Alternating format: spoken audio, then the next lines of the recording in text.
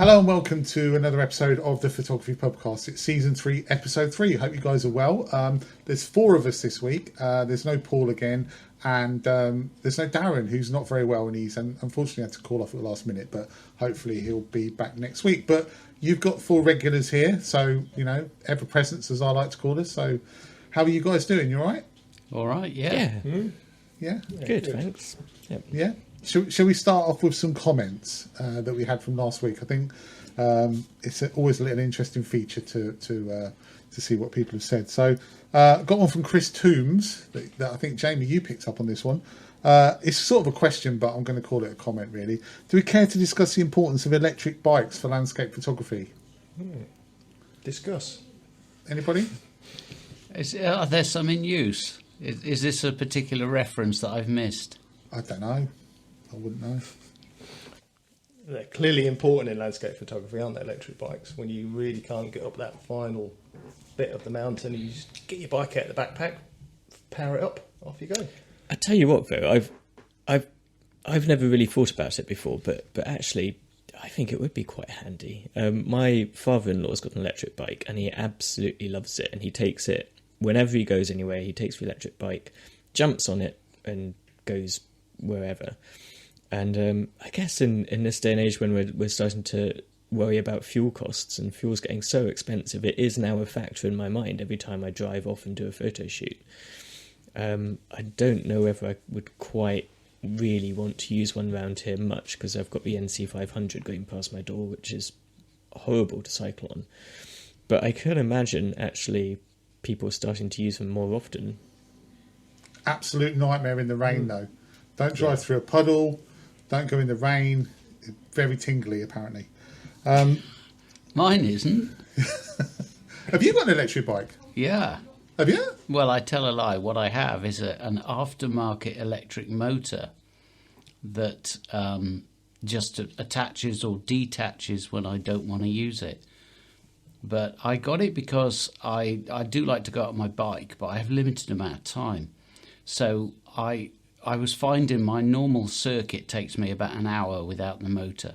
By the time I got the bike out and then got back and towelled myself off, I was taking an hour and a half out of my day, which is too much. I can't spare that much time, what with the rowing as well. So I thought I'll get a motor so that I can power up the 2 big hills that I have to go up and cycle the rest, and that's what I do. And it literally just clips onto the seat post, and then it sits against the rear wheel, and it makes a hell of a difference. It's absolutely incredible. It shaved about 20 minutes off that circuit and makes it doable on a daily basis. Have you thought about doing a review? No. No? Oh. No, because they wouldn't send me one for free, so... Well then, yeah, no chance then. Can you use that on any bike then, David? Yeah, pretty much. I was looking at options. I was looking at buying an electric bike, but my bike that I've had for 12 years, there's nothing wrong with it. I didn't want to junk it. So I was looking at options, and I came across this science lady. She's a bit like yourself, Sam, you know, highly qualified, the sort of person you'd believe if they said this isn't a pile of junk. And she was cycling around South London on it. And she said, this is brilliant, because if I want my bike just to be my bike, I can just leave the motor at home. But one of the criticisms of these sort of motors that uses friction, it turns a wheel against your rear tyre, is that they slip and that they're problematic. And this company, that are from Latvia, I think, have solved that, and it works flawlessly. You get an app, so you put it on your handlebars, it tells you all the malarkey about the batteries and what level of power and all this, that and the other. It's got very good range. I only charge it up about once every 3 or 4 rides out, so that's, what are my loops? About 8 miles. So yeah, it's getting about 35 miles out of a single charge. Brilliant. Link in the description below. Yeah, link in the description.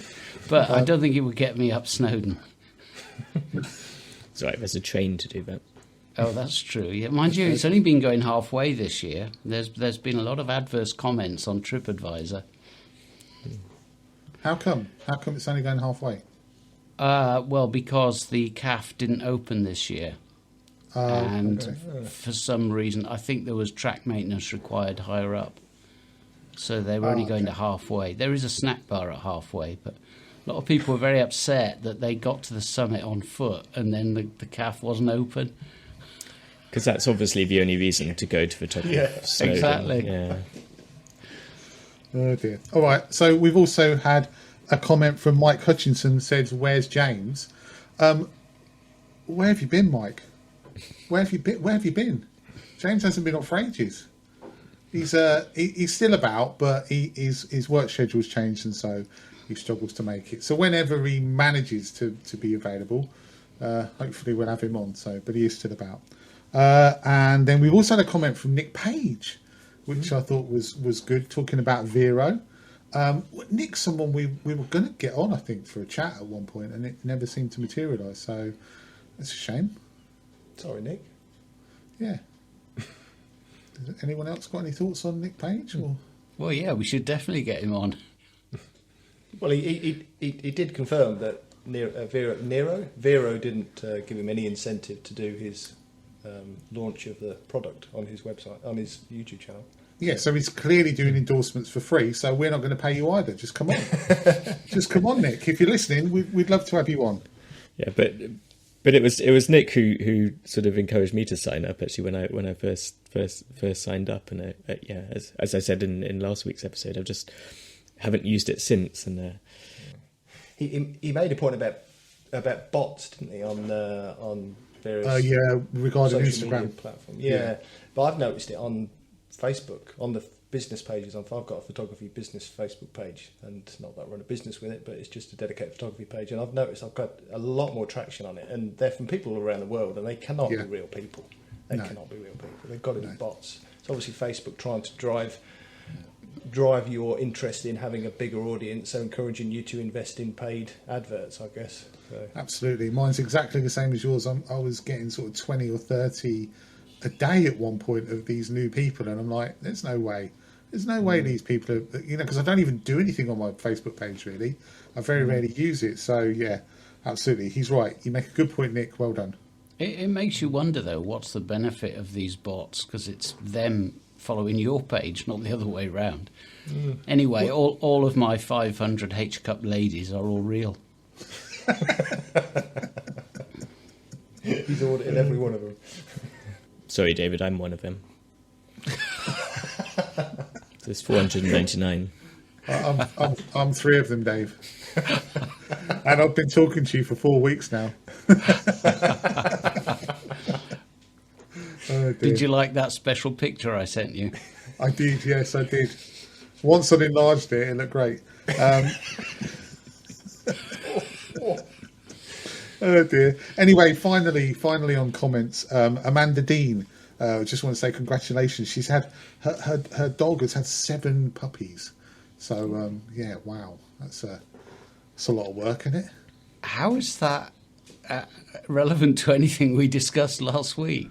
Did we cover dogs? No, but she just put it in the comments alongside something else, and I just want to say congratulations. Yeah, congratulations. I love puppies. Yeah.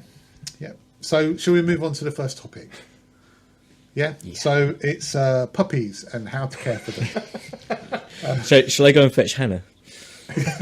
Since she used to be a vet. So what have we been up to this week? Has anyone done anything exciting this week? I put a video out. I saw. Yeah. I really enjoyed it. I thought I was feeling... I wanted to go out, but I just couldn't be asked walking anywhere. So I thought, I know, park and shoot. Let's resurrect that old chestnut. That tired, lame old idea for the lazy and incapable.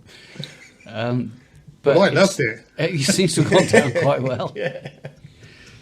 No, I actually quite enjoy those because they are the least pressured videos that I make, because if you pitch up in a lay-by and take a picture of something, you've kind of got an excuse if the picture's rubbish.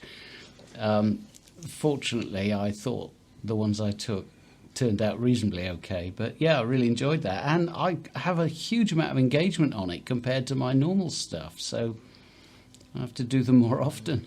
I thought actually, genuinely, I thought the pictures were excellent. The one from round the back of Trevan, that was amazing, considering you just pulled over and you're on the side of the road. Absolutely great shot. Yeah, it's a lovely little lane that. More people should go along it. It's Yeah. well worth exploring. And it's a really nice walk. If you park up at the cottage, you can walk down to where I was parked.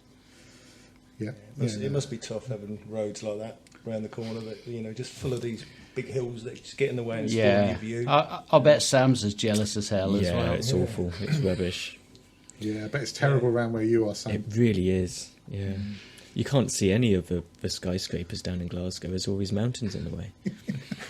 Oh dear, gutted. Well, I was back in my wood again. I've been there. I've been there 3 times this week because it's so close, and I managed to put together a little video now that's sort of. I'm really quite happy with it because I've been able to go back, and you can do. So I did a bit of drone work on one day, and then I did a bit of filming of sort of B-roll on the other day, and then I went and did the actual video the next day. And it's lovely to have that luxury of being able to keep going back to somewhere. So it's not always like I'm only here for 2 or 3 hours and I've got to get everything in. So yeah, it's been lovely Yeah, to I could find see that. you were enjoying your wood. Yeah. I enjoyed my wood on Sunday morning. Went back to Hull just to see the autumnal colours, and it was nice actually. And I actually have a threat of a vlog coming out this weekend if I can get my act together and complete it. Surely not. I know. I'm not going to having I'm going to, if it all works, and it's a bit of a spoiler, I guess, but I'm going to put some printing in it as well. So there you go, show off my new printer. When was your last one, Jamie? 6 years ago, something like that, ages ago. It was a home fen, funnily enough, but it was about 3 months ago, something like that. Oh yeah, you did your Major Guide Part 2, didn't you? Part 2, yes. Yeah, that was good. Yeah. I enjoyed that. Yeah, that was Yeah. yeah. But yeah, the colours are coming out lovely, actually, starting to look very autumnal down at Home Fen now.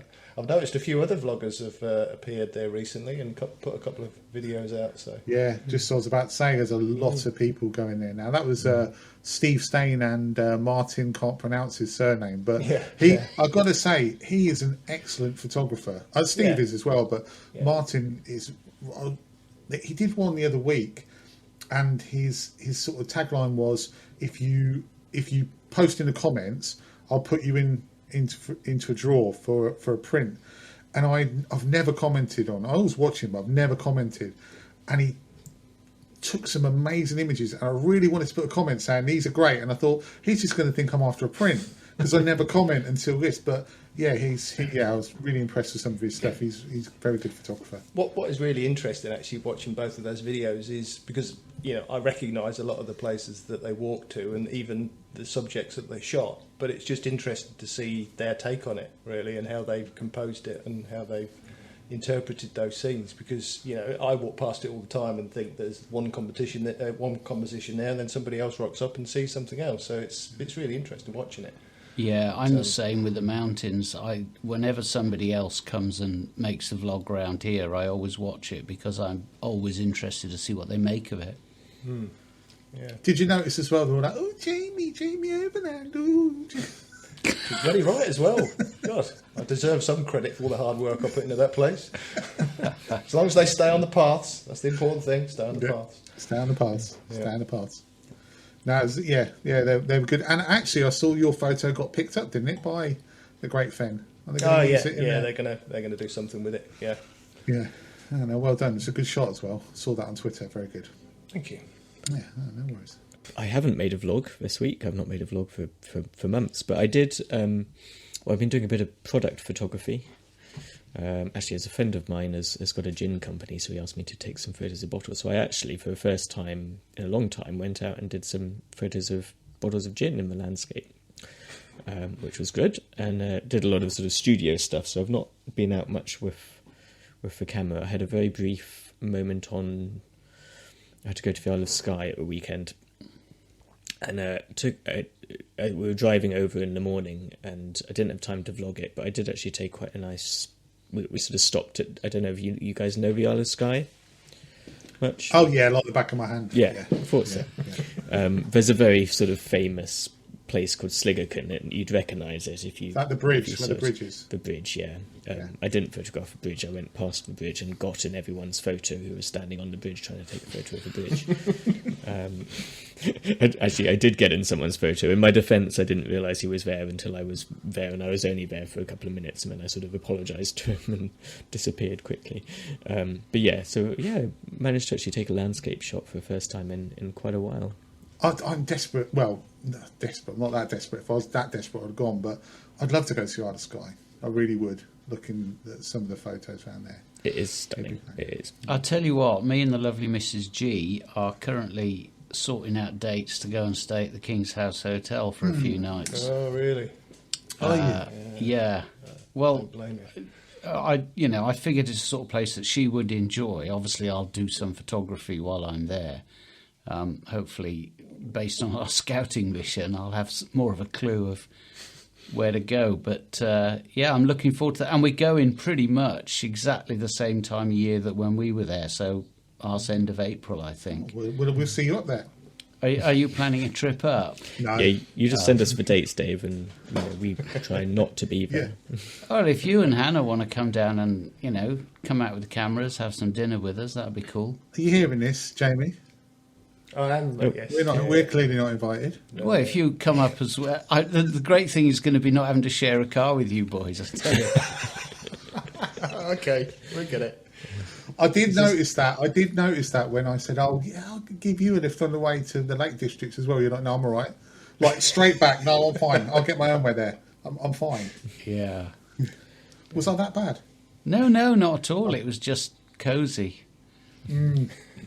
Oh, yeah, it was a bit compact and bijou in the back, wasn't it, at times? Yeah. Didn't notice that. I had a great big driver's seat, so I was fine. Yeah, funnily enough, not to turn it into a advert for King's House, but I was looking at the King's House the other day because I was thinking of taking Hannah down there at some point. So yeah, definitely. Link in the description. Description. If you use the code Pubcast begging, you can get 10% off. Apparently. So yeah. So there you go. No, I'd love to go back up there. I really would love to go back up there, but we're not invited, Jamie. So let's move on, shall we?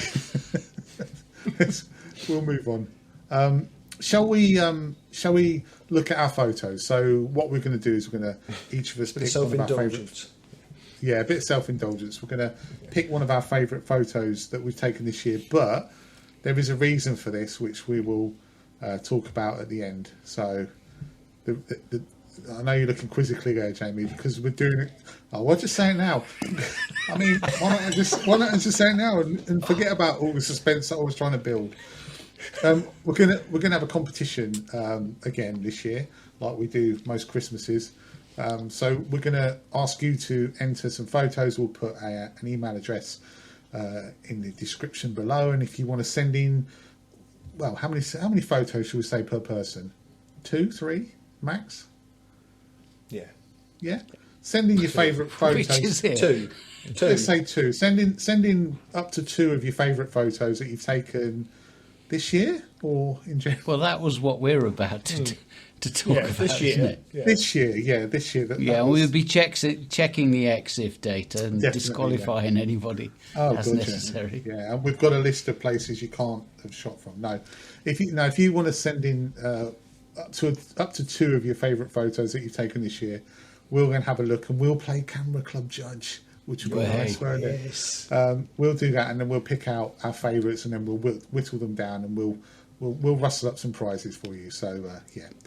Well, I have got some bits and bobs that photographers might enjoy, so we'll kind of do it like we've done it in the past, where when we do the judging, I'll share what crap I've got lying around, and you can pick your crap. Like they used to do in these telly competitions. Yes. Okay. That sounds good. Okay, we'll do that. So anyway, send in your stuff to the email address in the link below. What are we doing? God. Oh yeah, we're sharing our images. Who wants to go first?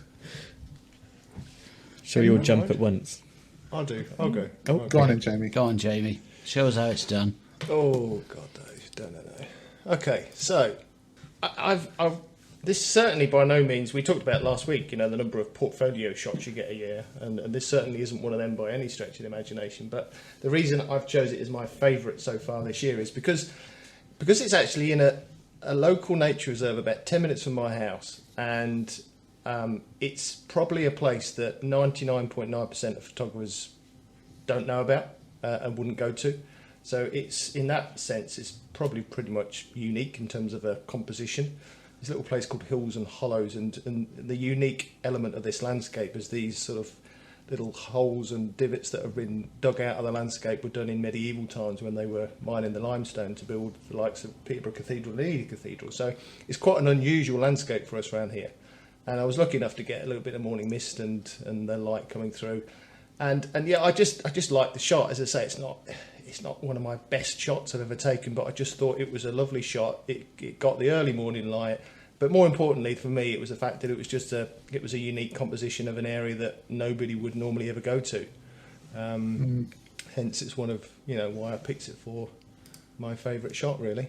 And that is literally as mountainous as it gets. It is where you live, isn't it? Yeah, that is it. Yeah, the fact it's actually got hills in the title. It's pretty unique for the area. But yeah, as I say, that and these things on your doorstep sometimes you do ignore. And this little nature reserve is full of little lone silver birches, and you get the right conditions, and there's some cracking little compositions there. But yeah, it was a morning. I grabbed the camera, went out. I was there for about an hour and a half. Came back, started work. So yeah, it's nice to have a little place on your doorstep that's overlooked, really. It's nice to have that sort of combination of mist and light as well, because the light's just catching the top of each of those hills and just kind of picking it out. Yeah. I mean, because you've got the long grasses as well, it's kind of got the sort of, almost like a sort of it is backlit, but it's sort of backlit edges to the hills. And if there was too much mist, you wouldn't really have that. So you've kind of caught it just for the right sort of time there as well. Yeah. Yeah, you could say that, this needed a stile in the front rather than a fence and maybe a trifan in the background, and it might have been a better composition, but apart from that, it's fine. What you really need is a big rock in the foreground. I think you'll find it's pronounced Trevan. Yeah. Close. But what I really like about this, in all seriousness, I love the palette. I really like how the colour of the sky isn't... because if it was sort of red or pink or orange, it almost wouldn't go. You'd almost want to recolour it. I think that's lovely. Do you know this shot? If someone showed me this shot, if you showed me this shot and didn't tell me, I could tell you that, or I could have a really good guess that this was taken on a Sony. It's got Sony colours. It's got those Sony colours. Yeah, the sky is that Sony colour. Yeah. I think it's lovely, really nice and atmospheric. If I were a judge, though, because we've been talking about judges, the first thing what do you reckon is the first thing a judge would say? Who are you asking that to? Me? Anybody? Gates closed. The gate's closed. Yeah, it's got to be. You've got to have an open gate. It's got to lead you through into the shot. Yeah, that's the first thing a judge would say. But I'm not moaning about judges, by the way. I'm just saying that's the first thing they would say. It's really nice, mate. But going back to your comments, I didn't grade this, I don't think, at all. I think this was, that was the light. I had trouble because this was a blended shot, because obviously I was shooting into the sun, so I had to bracket it and I had to blend it in Photoshop. And it was quite a hard blend because the sky's got a lot of sort of very similar texture in it. So getting that exposure blend right was quite tough. Done a good job of that. You have. Thank you. You have, mate. Yeah, very nice. Who wants to go next? Sam? Shall I go next? Yeah. Yeah. Okay. I'm really annoyed about this because it's one of those mountains that I've got up here that gets in the way of all my shots all the time. Imagine if that was flat in the distance. It'd be so much better, wouldn't it? Yeah. But yeah, I think this is probably my favourite shot this year so far. And it's kind of a bit bittersweet because it was my first wild camp of the year, and it's potentially my last wild camp of the year. And at the time, I put this in this video saying, "Oh, I'll be able to do so many more of these this year," and I've just haven't had a chance to. So I feel a little bit bittersweet about it, but at the same time, it sort of epitomises really why I moved up here. And so for those of you who don't know, this is Ascent, and this was taken on top of a mountain called Coolmore, and it's looking over to Sylvan, which is the sort of mountain in the middle there. And that's, I guess, one of the big sort of famous peaks in Ascent. And I was inspired by another photo. So there's a photo by a guy called Graham Mackay, who actually took an image from pretty much the same spot. And he had lenticular clouds above his. And so it was this kind of perfect kind of mirror of lenticular clouds above and rocks below, which were the same sort of shape. So you can sort of imagine that. But his photo was stunning. So I wanted to go and visit this area because I was so fascinated by these stones, because you've got all these sort of sandstone. It's almost like Dartmoor up on top of a mountain. They're sort of carved into these shapes and these big discs. And it was, definitely a good moment. And I think it was probably a bit of a highlight of my year so far as well, just camping up on top of that. But at least it was until I got blown off a mountain and had to move my tent. I was going to say, it's quite deceptive, isn't it? Because I recall the video where you were getting blown sideways. Yeah.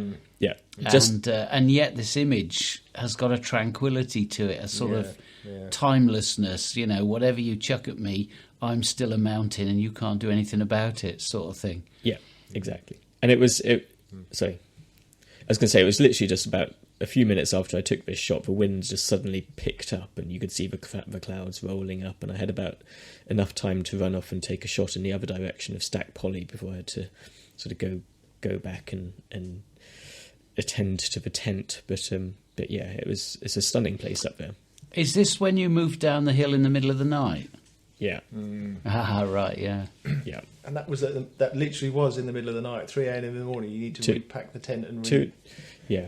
I was laying in my tent, and it's one of those same as yours, Jamie.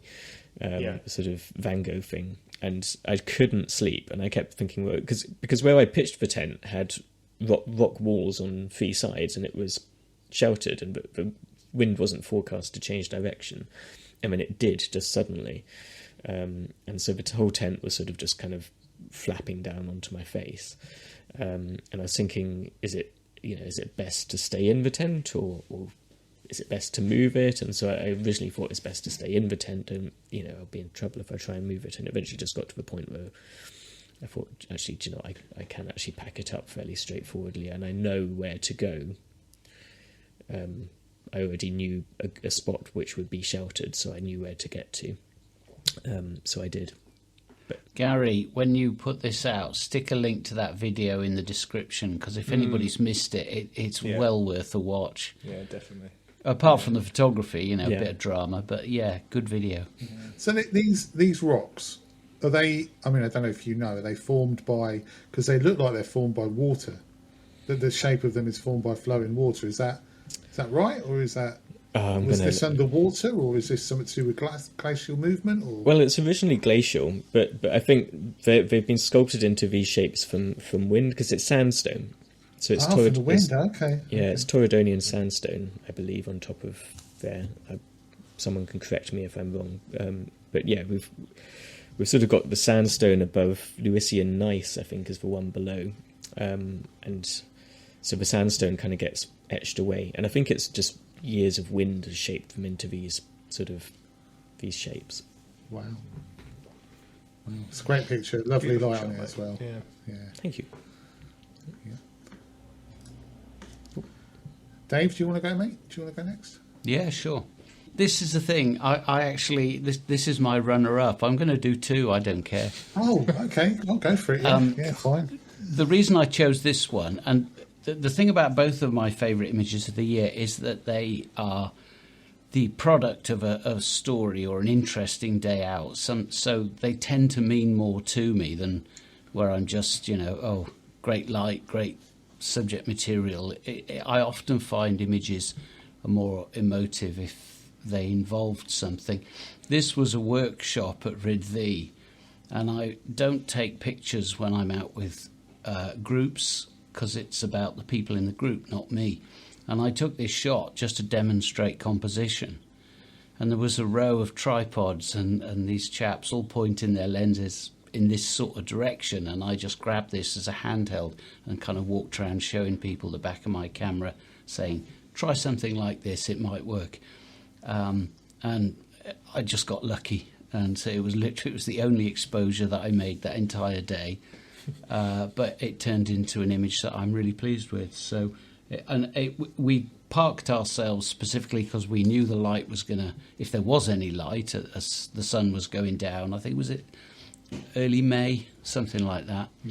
And I said, look, often you get light coming through this valley and you'll get these layers and shapes, and it's worth pointing your camera at. So there's that one. But my photo of the year so far is this one, horrifically honeypot.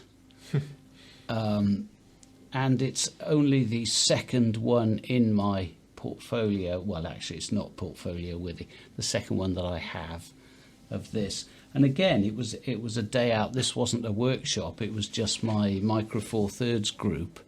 And this is early July, so we were there in midsummer.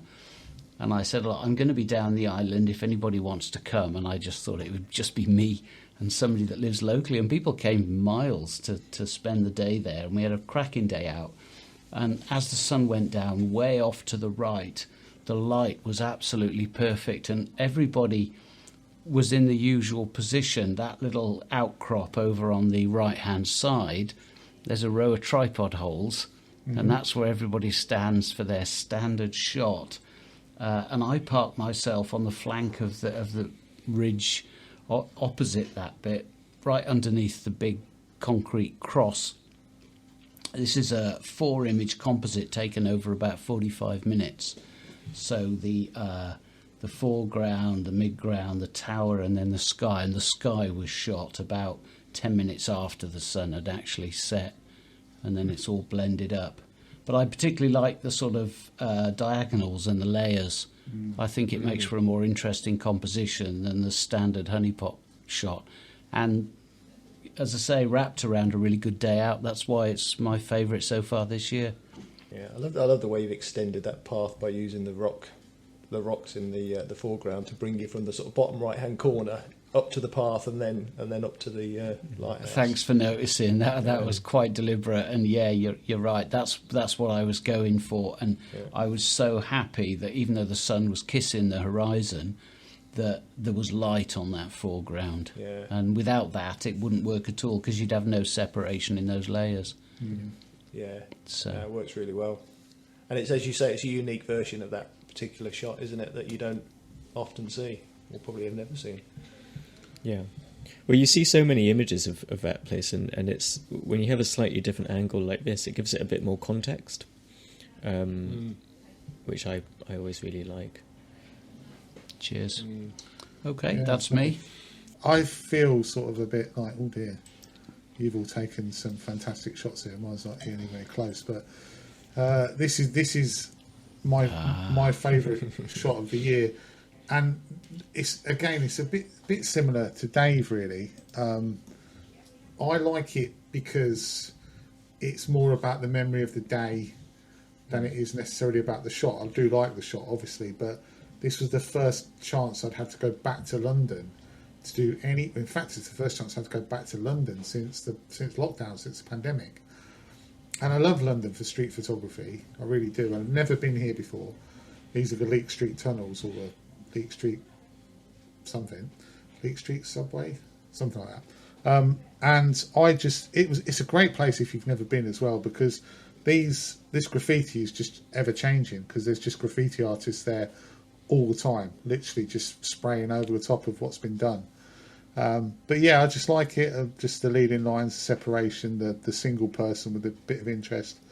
That's how I like my street photography, really. So Nice. There's actually a couple of Banksies under some of those. Are they really? Really? Mm-hmm. Yeah. Oh God. Huh. Is that person standing there and just staring at the wall? Is that what he's actually doing, looking at the graffiti, or is he? I think there. I think there may have been a few more people in the shot. Okay. That I didn't find out. Okay. So, yeah, I think there were some people working over that side doing some graffiti. And So there's a whole load. So the road itself was completely dug up. There was diggers and everything in there, and you've just cloned all of that out. Of it. Oh, I just did this from home.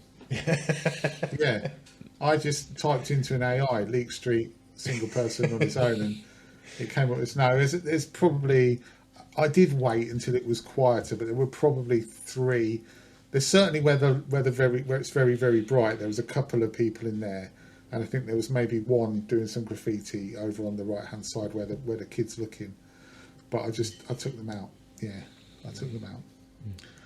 I've actually just noticed something about this shot, that on the very right hand side, I think that's someone walking out a shot, which I'd never spotted before until I've actually looked at this.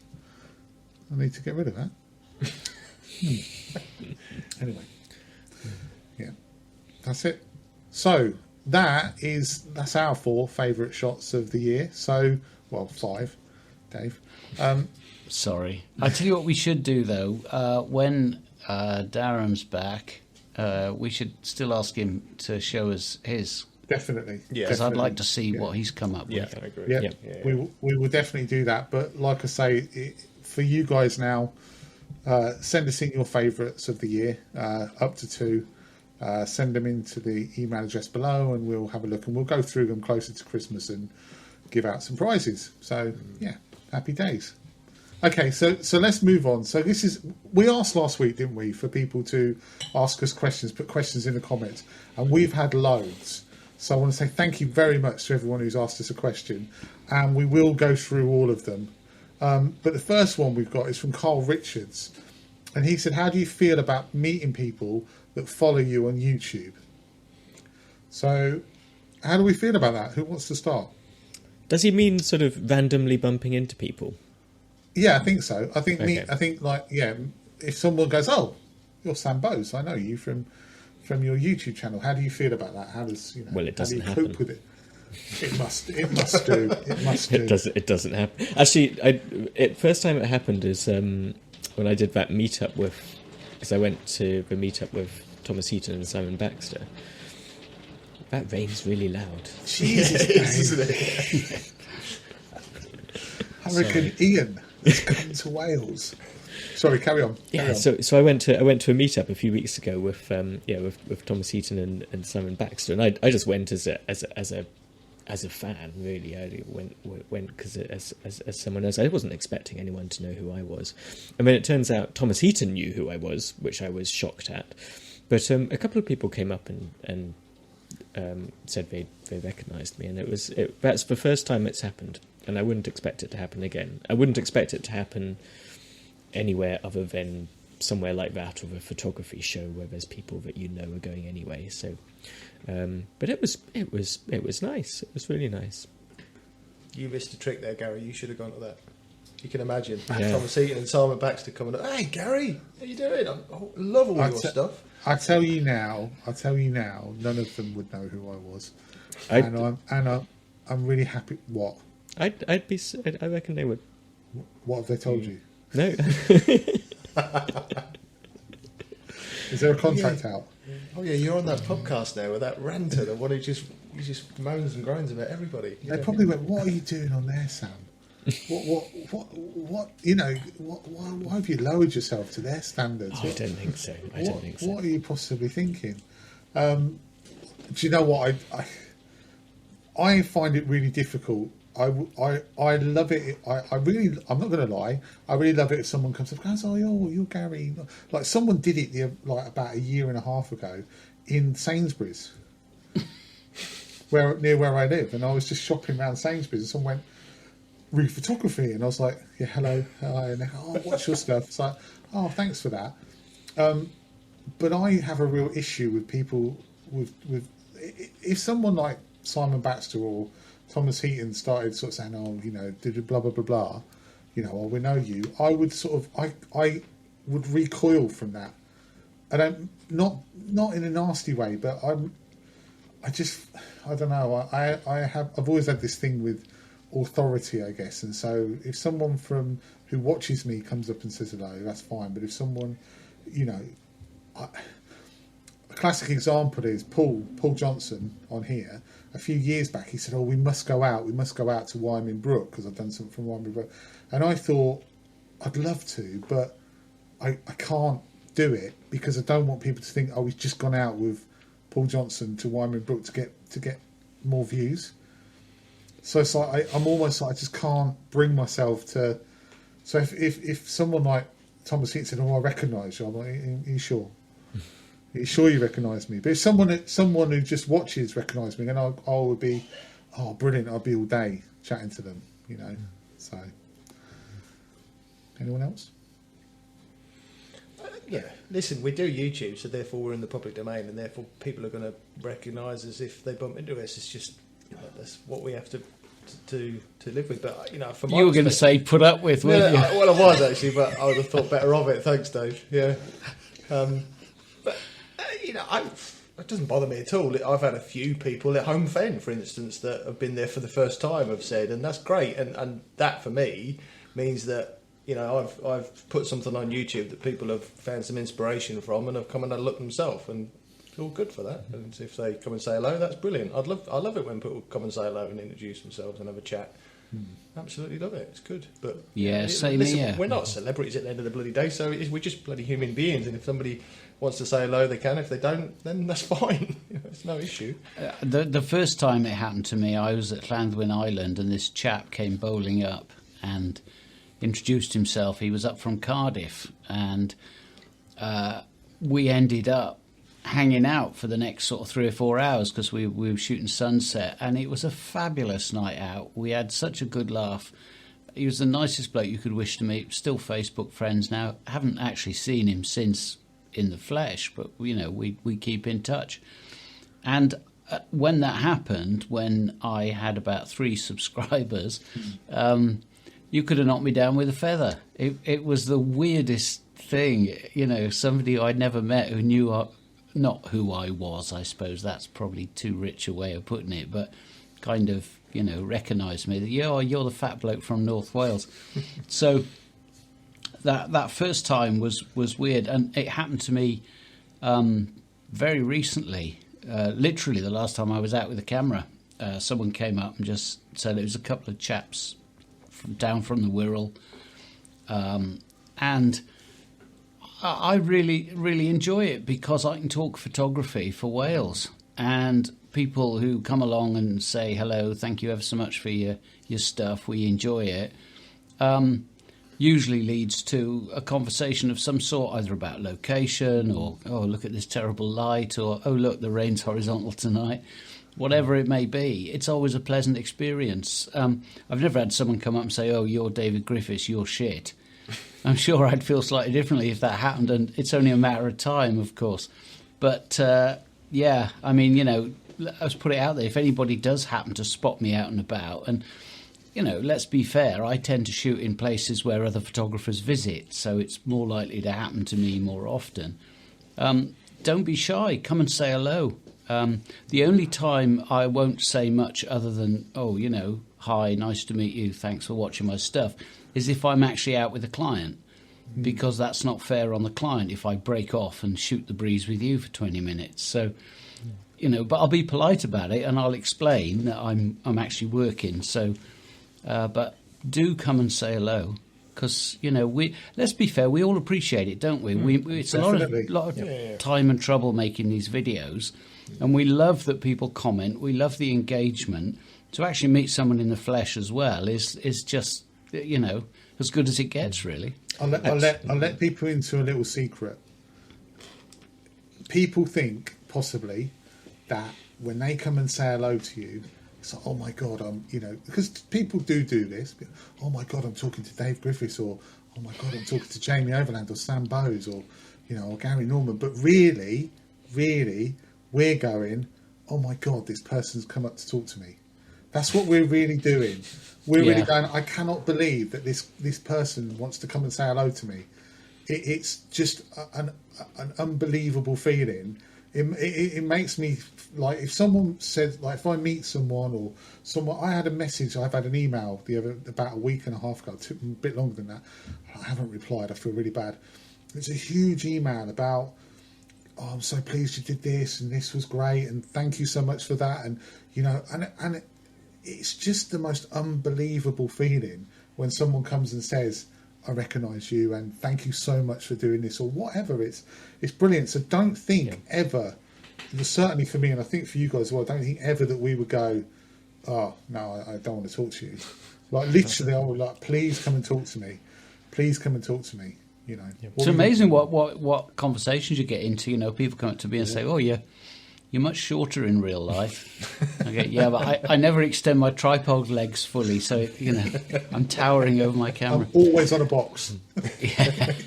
Actually, That's the thing. I just want to give a bit of a shout out to Mike Hutchinson, actually, because I know you read out one of his comments earlier. And actually, I tell a lie, because the only time it's ever happened to me in the field where someone's come and recognised me was actually Mike Hutchinson.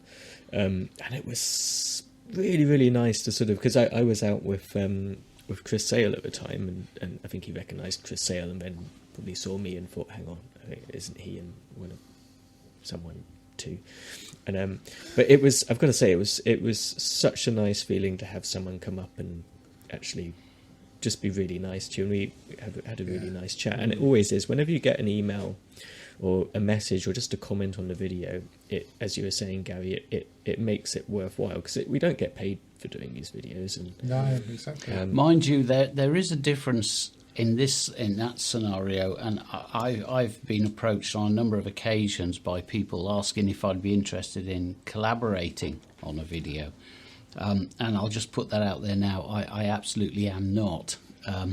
So I will let you down gently should you approach me on that basis. Actually, another thing is, talking about Chris Sale, when I met Chris, he said to me, he recognised me, we got chatting, and he said, so how long have you been a professional photographer? I was so chuffed. I couldn't believe it. I mean, he wasn't at the time, but he honestly thought I was a full-time pro, so obviously I hadn't watched my channel because he'd have known how terrible I was. If anyone wants to collab with me, I'm happy. Please just send them an email. As long as you've got less subscribers than me, anyone with more, I'm sorry, but you're out. But if you've got less, then definitely. I'll tell you what the weirdest thing is. This I've always said this. Is I remember going around the photography show a few years back, and I put out a pretty miserable, surprisingly, put out a pretty miserable vlog a few weeks before, saying, "Oh, I feel really down," and people come up to me, the photographer says, "Oh, I hope you're feeling better now, Gary." And I'm like, who was that? Because you don't realise, but they know you, they know your personality. People who watch you, because you're there every week and you're talking every week, they get all your little mannerisms and they get to know your personality, and you have no idea anything about them. So they come up to you and talk to you as if they know you, which is perfectly normal. And that's a real thing that freaked me out. I was like, whoa, hang on a minute. Do you know what I mean? How do you know me? I found that very strange. Do they walk up to you in slow motion? With some plinky No, they've plonk normally got a music. big frown on their face, like, and then they go, when they leave, they go, well, thanks for talking to me. I'll see you later. And then they all go. While we're on the subject of subscribers, though, there's another. I'm going to give a call out actually to one of my subscribers, and he may not watch the podcast. I don't know. There's a guy called John Punnett. He's only recently subscribed to my channel, and he's going through my back catalogue.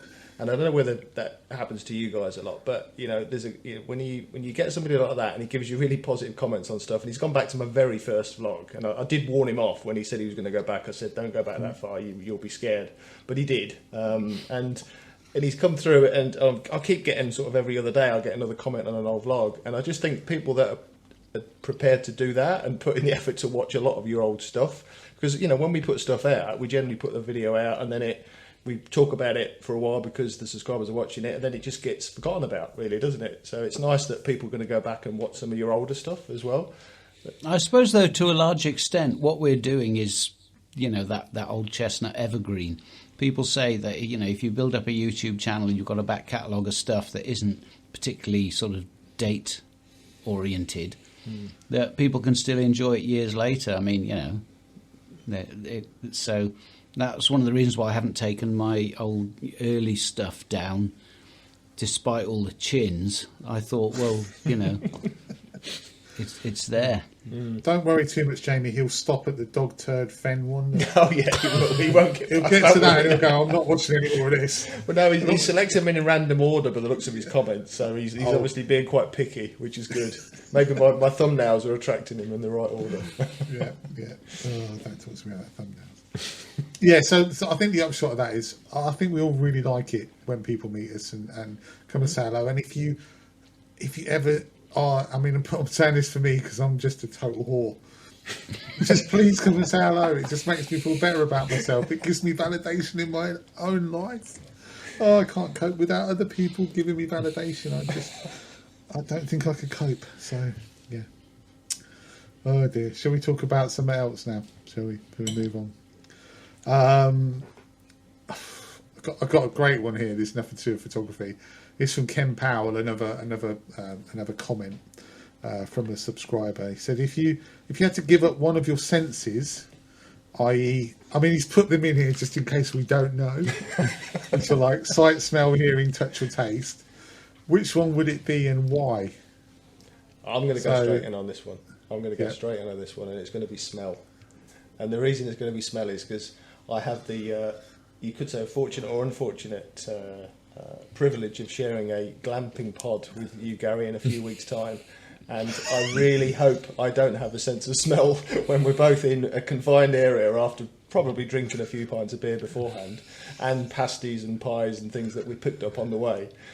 So yeah, I think if I didn't have smell for that weekend, I'd be quite happy, really. Mate, you haven't heard me snore. You'll be saying hearing. Okay, I'll take two then. And I'll work on the sight one as well. Yes, should be fun. Oh, dear. Yes, I'm having smell. You can go with the rest. The one thing I thought about smell though is that smell and taste are essentially the same thing. Yeah, aren't they? You can't lose your sense of smell and keep your sense of taste, and vice versa. So that'd be quite tricky. You'd probably have to lose both. Well, in fact, most of your taste is actually smell, but you think of it as taste, but it's actually smell. I still choose smell though. Definitely. Yeah. I mean, I wouldn't want to lose sight as a photographer if I couldn't. Clearly. And then hearing as a musician would make life difficult as well. And so taste I like. I enjoy my food. But yeah, so definitely I'd lose smell. Dave? Yeah, same here. I mean, it's a no-brainer, isn't it, really? I mean, who in their right minds would lose anything other than smell if you had to pick one to lose? Well, I'll tell you what then, let's flip it, right? Which one would you least like to lose? Because I've been giving this some thought, and everyone's going to go sight, right? I think everyone's going to go, well, I'd hate to lose my sight. But if you lost your touch, your sense of touch, there's so much you couldn't do then, because you wouldn't be able to judge how soft something is, how heavy something is, how hot something is. It's an incredible. I think it's. I'm going to say it. I think touch is a really underrated sense. Is that your new album? But think about it. Think about losing your sense of touch for a second on all over your body. That'd be weird. You wouldn't know where you're walking. Oh, would that cause balance issues if you couldn't feel anything? Would that cause? Just think about how much touch could affect you. I'm serious. I'm being serious here. Touch is critical. Sorry, carry on. I mean, everyone's going to say sight anyway, but I'm thinking touch is critical. Yeah, Well, they're all quite useful. I suffer from carpal tunnel, which you guys know, and I sometimes wake up with numb fingers and can't feel anything for the first few seconds, and that first few seconds of the day is horrific. So yeah, having that all day long would be exactly. Imagine that was all day long and it wasn't just your fingers, Jamie. You know. Where are you going with that? Saying.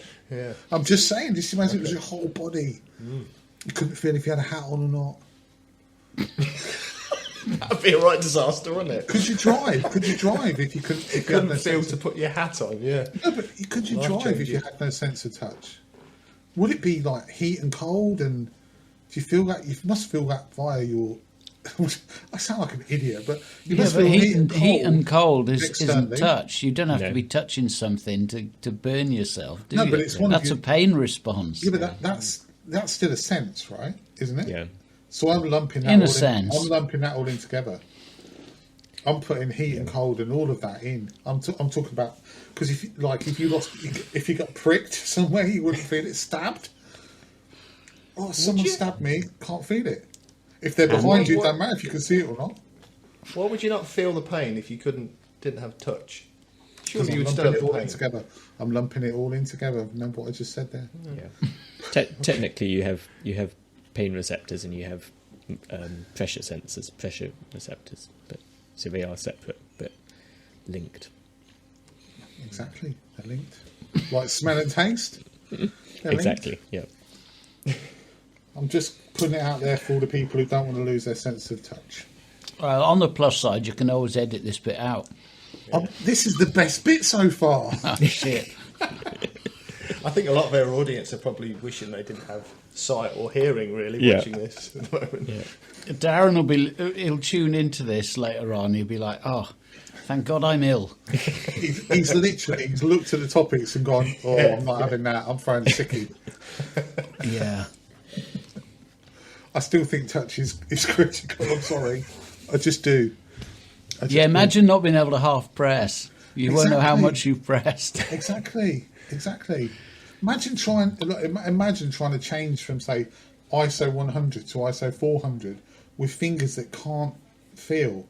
You'd be shooting like overexposed, grainy images all over the shop. And then Or you could what just good set is auto sight? ISO. Yeah, but how are you going to set it? How are you going to set it?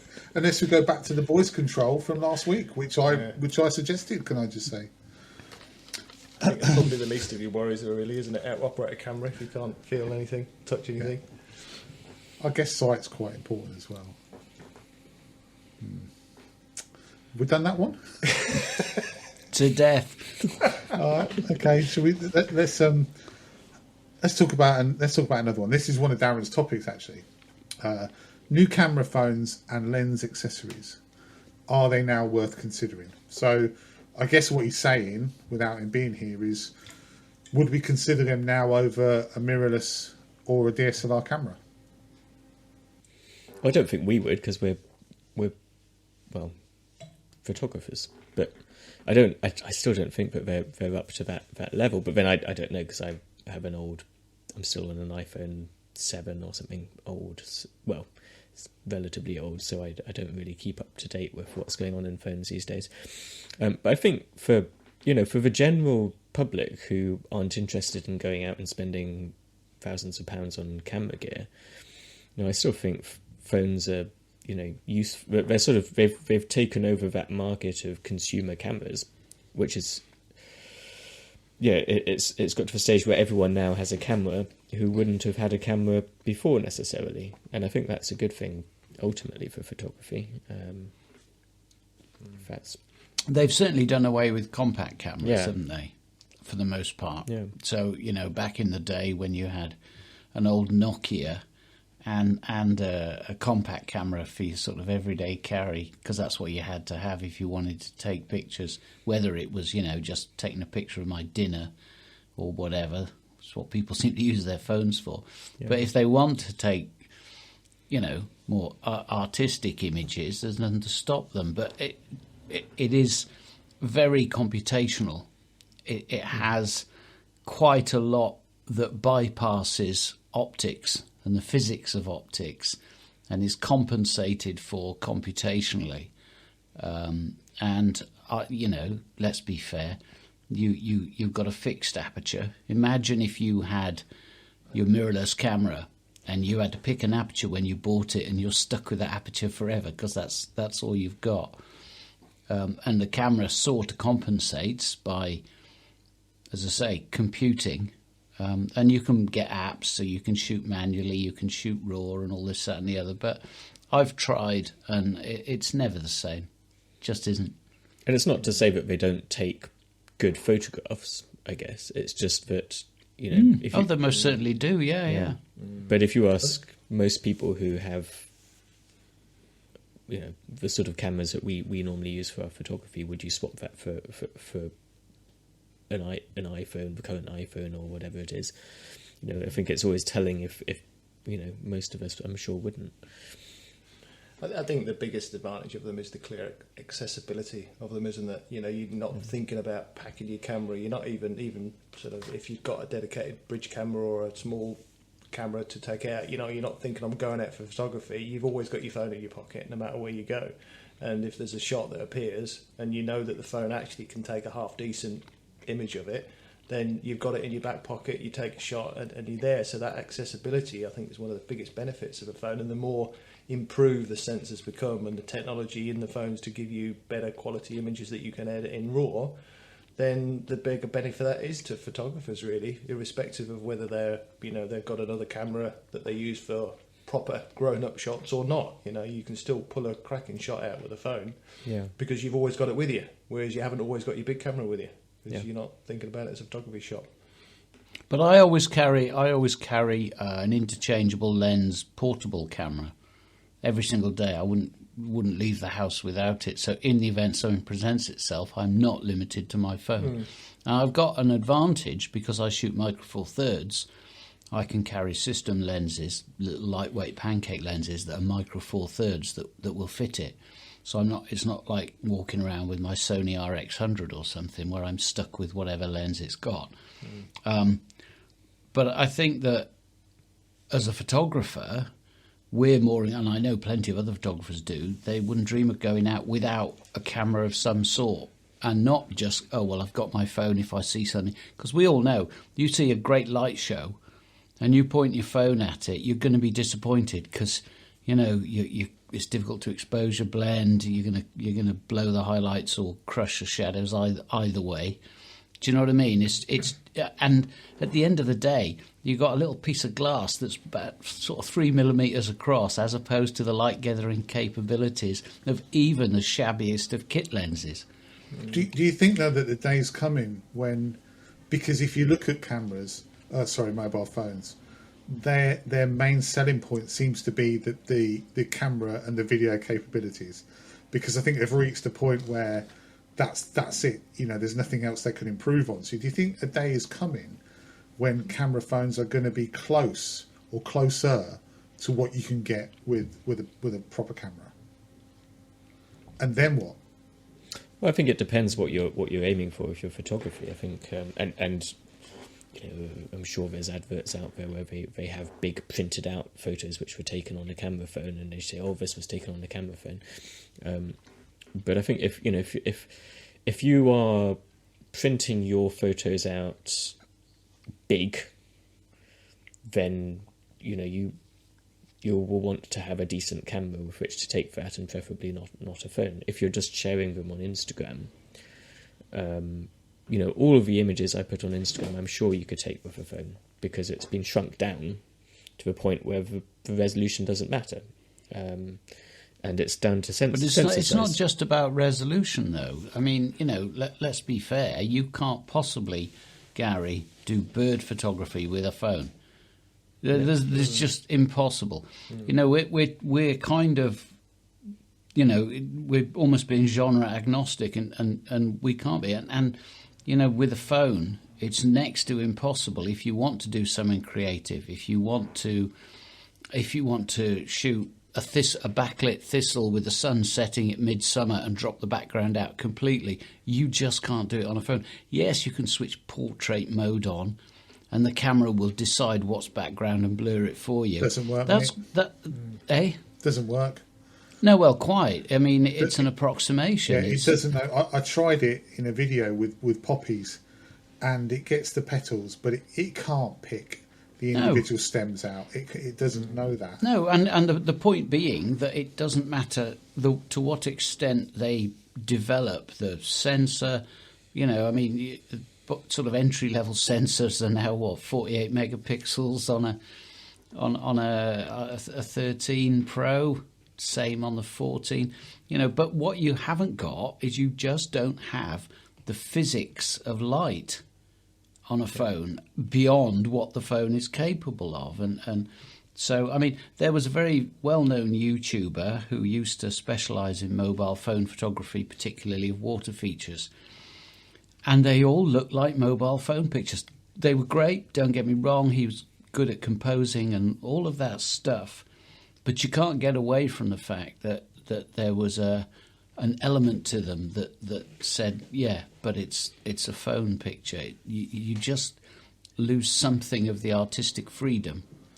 I think the thing is, with a phone, if you put a phone, let's say you're taking a photo of, I don't know, of Trevor, right? If you put a phone next to, I know you're looking at that because you think I've done it wrong again, Dave. Almost. If you put a phone next to a DSLR or a mirrorless or a Micro Four Thirds or whatever, and you have optimal conditions, and you take that shot, then there's going to be some similarity between the two. Okay, but if you then, like for instance, I went to London with my iPhone 12 and I did a video about can you do street photography and video and everything with an iPhone 12. As soon as you get that in a tunnel, for instance, and you're trying to take a photo with deep shadows and bright highlights, the phone can't cope with it. It's as grainy as anything. You can't recover, even in RAW, on the phone, it can't recover that detail. It doesn't have the dynamic range. So optimal conditions, maybe a phone can compete. As soon as you give it anything suboptimal, it's got no chance. It can't compete with a modern camera. It's got no chance. Even a 5-year, 10-year-old camera, it can't compete with. Well, in that sort of a situation, just you look at the sensor size, compare the size of a sensor in a phone to the size of a sensor in a full frame or larger camera, and the amount of light that's coming into it. Where you have a full frame sensor and quality glass in front of it, as Dave says with the optics, bringing that light into that amount of space, or same for Micro Four Thirds or APS-C. They're all much bigger than you'd have in a phone, so it just can't cope with those sorts of light situations. It's just not going to be able to. With that, and it's in order to try and combat it would try and do things digitally, and it's all that's it's never, well, as far as I'm concerned, I don't think that's ever quite going to reach the same level as being able to do it through physics and light and glass. So, and that's why they're never going to be the tool of choice for photographers. Really, photographers want that tactile experience of actually holding a camera, changing things on a camera, controlling the camera, and outputting something that they know they've got full accessibility to edit the way they want to do it. Well, quite. I mean, anything beyond pointing your camera, as Gary said, okay, let's take conditions. Yeah, that's great. You point it at a landscape, you can get a half-decent shot. You point it at your dinner for Instagram, half-decent shot. You point it at, your best friends on a night out, you get a half-decent shot. There's no disputing any of that, and they are getting better and better. But it's very difficult to see how you could ever get to the point that you could do the sort of stuff that an enthusiast photographer would want to do. Just anything with a fast burst, controlling your settings manually, looking through the viewfinder and shooting a bird or a racing car or something like that, where the light is changing because you're swinging around, the sun's over there, the cars are coming round the bend, and you've got to adjust your exposure as you're firing 50 frames a second or whatever it may be. Yes, you can get apps on your phone, but you ain't going to go, oh, hang on, let me just change the ISO. You can't do it. You've got to have dials. There isn't another way to do it. There's a reason cameras have got dials. Maybe that's what camera manufacturers should think about doing, is producing like basically what is a DSLR body that's plastic, that has all the dials on it, and you just stick your phone in it. Oh, so there already is that. Oh, really? That exists. Yeah. Damn it, I was going to stick that on Kickstarter. Should let you turn up on Dragon's Den and make a chump of yourself. You're still going to come down to sensor size, though, at the end of the day, aren't you? I think that's, regardless, you're always going to struggle with that. And I get it with getting something you can slide your phone into, but try sticking a 600mm lens on your phone as well. Because like you say, you want to take a photo of a bird, or you want to take a photo of a racing car, You know, from a distance, you can't. It's not possible. It's going to be that big on your phone. It's going to be tiny. It's yeah. How heavy is your 600mm lens, Gary? Because Quite the heavy. reason I ask, because I've got a question from my parents, because I was talking to them last night, and they say, "God, that lens Gary carries around, that looks really heavy." So, and I said, "No, it's not." So, can you just let them know? You know, I know I'm just taking over the podcast. Can you just let mum and dad know how heavy your lens is? It's really heavy, but I've got really big guns. Okay. There you go. No, it is. To be fair, it's quite heavy. It's. I don't know the weight of it exactly, but it isn't a light lens. Is it? But the thing is. Is it the art? Not the art one. Is it the sport one No, the contemporary. Yeah. I know the sport one is even heavier. I think it's 2.4, 2.8 kilos for sport one. Yeah, it's not. It's not. I wouldn't want to be carrying it around all day, like holding it up all day. And if you're sitting there for, let's say you're waiting for someone to appear and you're sitting there for a period of time, it is quite weighty on your arm. But I think that was the comment, really. How long you can sit there holding it for without it starting to droop. probably. David! I mean, I suffer Listen from to yourself. I suffer from droop anyway, but I don't know. I'll probably say a good couple of minutes. And Is that the one you had in Scotland? yeah. It's like a bloody. It's like the sort of thing the Ukrainians are pointing at Russian tanks. It's big. It's big, but it's I love it. I love it. I can't fault that lens, and it's not even the Sony. It's a Canon mount, so I have to use an adapter as well. It's not great as the light drops a little bit, but in good light, even in poor light, it's still acceptable. But in good light, it's a brilliant lens. It's sharp. It's sharp. It's so sharp. Yeah, it is. You know. Yeah. And it's good for landscape. It's sharp for landscape as well. So, you know, as long as you give it a 10-second timer, you can take 600mm shots out in the landscape as well. The shot I did. Try doing that on a phone. Exactly. Phones are rubbish. Why do we even have that conversation? Daz, what are you thinking, mate? Just before we finish on phones, though, I want to call out Mark McNeil. I noticed the shot he put on Instagram or Facebook or wherever it was this morning that he took last night on an Oppo. Is an Oppo a new brand of phones? Never heard of it, but he put a video of him taking it, and it was clearly a phone, but it was called an Oppo. But it was a beautiful shot of the sunset on the beach wherever he goes locally. But it showed the capability of a mobile phone off. We need to start charging commission, by the way. Anyone who gets mentioned, you owe us a beer. Because we must have mentioned probably 15 people so far tonight. So I think the King's House Hotel owes us a free weekend as well. yeah, they do. Anyway, yes, phones. I think we've done that one. Yeah. So the upshot of phones is you're better off with a DSLR or a mirrorless than a phone, but they're still very useful for calling people on and playing Tetris. So,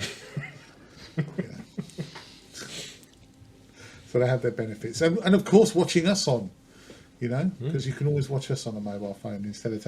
So when you see that photo opportunity, just flip it round and find Pubcast. That would be my advice. They're also useful for annoying you when I don't turn them off in the middle of a podcast. Well, I can't believe it this week. Have you turned them off? I've turned one off, but the other one is on. I can't But believe I'm it. just not popular enough for people to contact me in the podcast.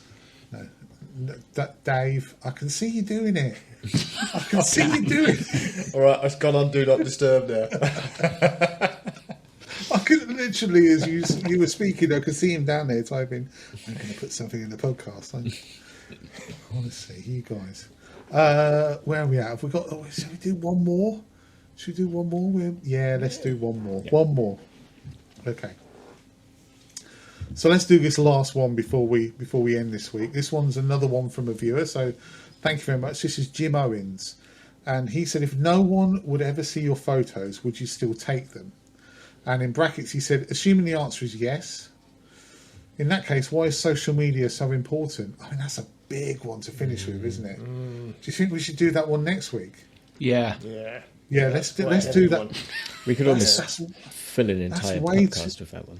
Yeah, that's way too big. Sorry, Jim. We'll do that one next week. I think Darren's input would be useful on that as well. And, Yes. you know, Yeah. I'd be interested to know what he thinks. Okay, all right. Let's finish with this one instead. Then this is from Susan Firth, and she put, "Who uses back button focus?"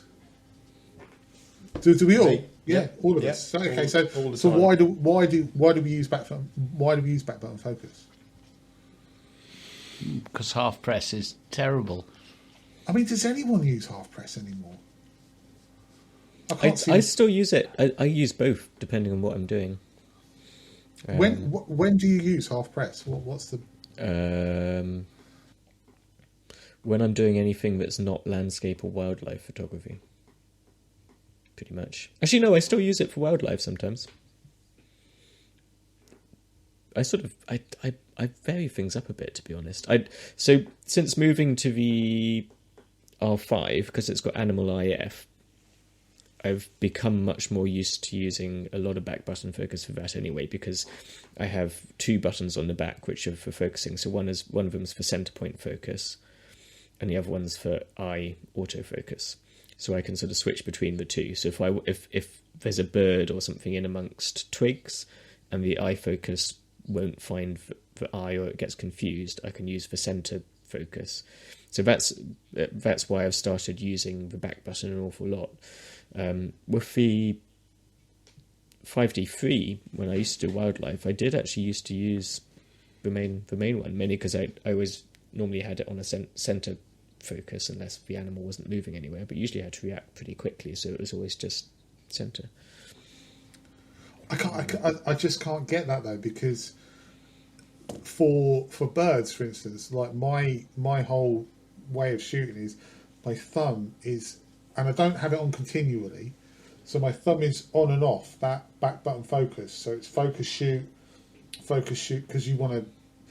I find if you leave it on, it hunts and it can't find it. So you get that focus, you start shooting. But if you've got it half pressed, once you're shooting, it stops.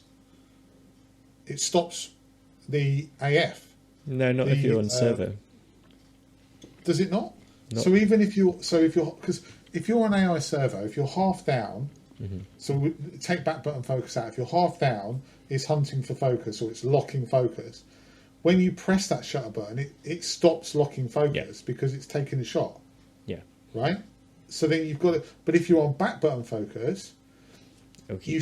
you click the shot. If you keep your finger on that button, as soon as you take it off, it's still hunting focus. Yeah. Do you see what I mean? Whereas it's a bit less. I think it was just habit though. I was so used to using it without back button when I was doing wildlife. It was just it's habit, and to have your thumb do an extra thing. So as I said, it's only since switching really to the R5 I'm now much more used to using the thumb to focus. I must admit, with my landscapes, because I don't really shoot much other genres. The odd bird in the front garden, but that's continuous autofocus. On the back button, though, holding the back button. But I tend to focus manually. Yeah. Landscapes. I very rarely use autofocus. But if you do use autofocus, another reason why I think back button focus is so much better for landscape photography is because if you focus up your shot using a back button, and then you press your shutter button down to take a shot, if you don't, I know it sounds stupid, but if you accidentally half press it, you're likely to refocus. Which is really another reason to use manual focus. It is, but then if you're back button focusing and you've locked that in, you don't need to manual focus because it doesn't matter if you half press the shutter; it isn't going anywhere. Yeah. You just press the shutter button down. So, I've never manual focused. I probably should. I think as long as I've locked it. So with back button focus, as long as I've locked it, I know that the focus is on the half press is disabled. Yeah. So I can't, unless I'm literally repress that back button, which you're never going to do. It's the same as manual focus anyway, as long as I've checked it. Yeah. So that's another reason for me to never. But you're engaging another step. So you're autofocusing on the back button, and then you're checking it. When I'm manually focusing, I'm checking it at the same time. Yeah, true. And I'm just old school. You know, I mean, my first camera didn't even have autofocus. Although I'll hold my hands up and say, I never check it. I trust it. I'll use the directional focus, or I'll pick a point. So I'll use single spot AF, and I'll pick a point and focus on it, and then I trust the camera. I probably shouldn't, but it's never. I can't think of a time it's ever let me down. I can't think of a time I've ever gone and used that and then walked away, gone to edit the image, and gone, I missed the focus. So you don't check your image after you've taken it to make sure it's in focus. You just I check it afterwards, but I don't focus it and then zoom in to check it. I just pick it. So say there's a I don't know. Say there's a scene in front of me, and there's a tree a third of the way into a shot, or something in the shot, and I'm shooting on f14, so everything's going to be sharp anyway. I'll focus on that point there is going to give me satisfactory focus throughout the image. I'll then back button focus it and take a shot. I won't back button focus it and then zoom in and check it. I'll just back button focus it, take a shot. And I've never ever gone into editing and gone, I missed focus on that. Well, not for 4 years minimum. Yeah, I'm very similar. I use the same process as you go in terms of that crosshair, and just zoom in to get as close as I can, and then back button focus to focus it. And I've tried manual focusing, but the trouble is I don't trust my eyes. That's even with focus peaking, I still don't trust it. So I'd rather just take. And generally speaking, as you say, I've never the thing that I've focused on. I might have got my aperture bit quite, not quite right, so depth of field was slightly out. But the bit I focused on is generally always sharp enough for me, so that gives me confidence with that back button position. I do use focus peaking, so I've got my focus peaking color set to red, and literally on my shot, almost everything's red. And so I go, well, that's clearly good enough. I never zoom in. Never. I always zoom in. Yeah, I always go right in. Yeah, no, never do it. Yeah. But it's interesting. We all back button focus, though, isn't it? Yeah. Well, it seems. I've been on websites like forums, and I've seen people who don't do it, and they've thought vehemently like almost like back button focus is a bit of a sin.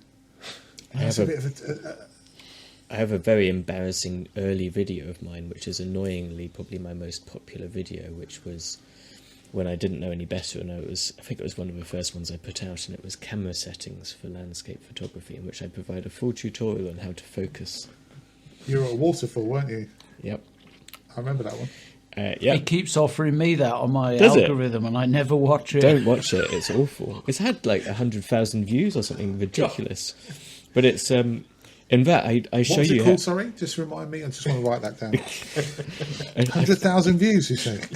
Did it have arrows on the thumbnail as well? And honestly, it's almost laughable because I describe how to focus, and it's all, you can focus here, and then you can use the autofocus, focus it, and switch it into manual focus, and it will stop you moving it about. And of course, you just use back button focus. It does the same thing. But that's the problem when you go on YouTube and you start doing these how to do stuff before you really know what you're talking about. Can you tell everyone else that? Yeah. Who's doing it? Can you tell them, please? Yeah, do it, because you get loads of views and it's really good for your channel. 100,000 views, Christ. I dream of 100,000 views. Oh, dear. Yeah. No, but I don't understand that the whole back button focus issue. It's a non-issue. Right? Why wouldn't you? I can't understand why you wouldn't. It makes no sense to me why you would ever use a half button. Why they even have that? Is it because maybe they think that using your thumb and your fingers too complicated for some people? I don't know. Why would camera companies even come up with a half button focusing? It just doesn't make any sense to me. It's quick though, isn't it? It's quite a quick. If you're not sort of doing wildlife, focus as long as it says like focus with your thumb and take the shot with your forefinger. I can't see. For me, I can't see for every single genre of photography, every single one that I've ever done. I cannot see a reason why not using back button focus would make sense. I think I think you make a good point. The fact that there's hardly any cameras that you can't set up to do back button focusing. Why isn't that the default? Yeah. And then if you're a bit old school, no, I missed my half press. You go, okay, well you can have half press if you want, but Yeah, I think you're right. I think back button focusing should be the default. It's just like half press is introducing a potential issue. Because how many times when you did use half press before you knew about back button, how many times did you go, oh bugger, I've half pressed it and it's focused somewhere else. Especially if you focus and then recompose. Exactly. The whole focus recompose thing. Focus. Oh, it's focused there. Oh, back to. I just don't understand it. It makes no sense. It makes no sense. Unless you use your shutter release, of course. Just use that for half press for focus, and then use your shutter release to take your shot. You're not pressing the release button. But even the shutter release, though, has a half press on it. So if you didn't change to back button focusing, and you plug your shutter release in, if you half press that, it refocuses. If you haven't changed it. So I'm at a loss. Imagine doing that without any sense of touch. Just saying. Underrated senses. Next week we're going to do a whole podcast on underrated senses. Everyone's throwing sicky. Okay, so Susan, I think that answers your question. No one's got anything else to add on that, have they? No, we'll yeah. Okay. So I end it now. Oh, please. So on that, I think we'll call it a day. Thank you very much for watching. We really hope you've enjoyed this week. Please keep the comments coming and the questions coming, because we've used 3 of you guys' questions now, and they're fantastic. So thank you very much. Keep them coming. And don't forget to enter your photos into the Christmas. We're going to call it the Christmas photo competition. And we'll be back next week. So thanks very much for watching, and we'll see you all next week. Goodbye. See ya. Bye. Bye.